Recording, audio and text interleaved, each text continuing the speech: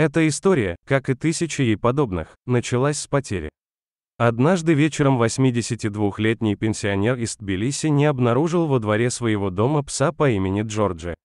Хозяин вырастил его со щенячьего возраста и очень любил.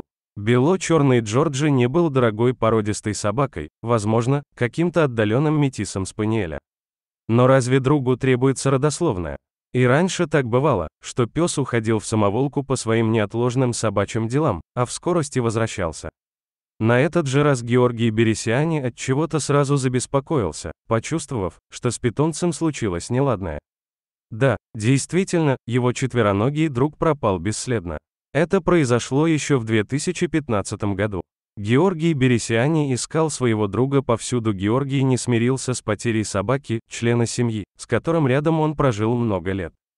Мужчина ходил по улицам и звал Джорджи, расклеивал повсюду, где только мог, объявления с его фотографиями. Неравнодушные тбилисцы много раз откликались, сообщали, где и когда видели похожую собаку.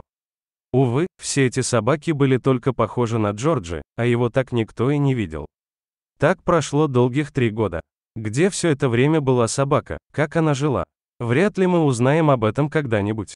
Забегая вперед, можно сказать, в ухе потеряшки обнаружилась специальная желтая бирка, значит, Джорджи попадал в приют как бездомная собака, а затем был снова отпущен в город с пометкой о том, что он не агрессивен к людям. Времена года чередой сменяли друг друга, а Бересиани продолжал искать свою собаку. Наступил уже октябрь 2018 года, когда вдруг по указанному в объявлении телефону позвонила незнакомая женщина, представилась сотрудницей оперного театра и сообщила, к их парадному прибился белый пес с черными пятнами и купированным хвостом, похожий на того, что на снимке. Пес Джорджи тоже не терял надежды на встречу. Театр располагался не близко от дома Бересиани, на проспекте Шота-Руставели, но Георгий на автобусе сумел очень быстро добраться к месту встречи. На тот момент уже никто, кроме него, не верил, что потерянная собака может найтись. Пожилой мужчина торопился, только бы пес никуда не ушел, только бы это, наконец, оказался Джорджи. Он издалека увидел, что под высоким деревом у входа в театр лежит, не реагируя на прохожих, печальная собака, и выкрикнул имя своего питомца. Наверное, Джорджи поначалу решил, что ему приснился голос хозяина, сколько раз за эти 3 года тот окликал его во снах и какие же это были приятные сны.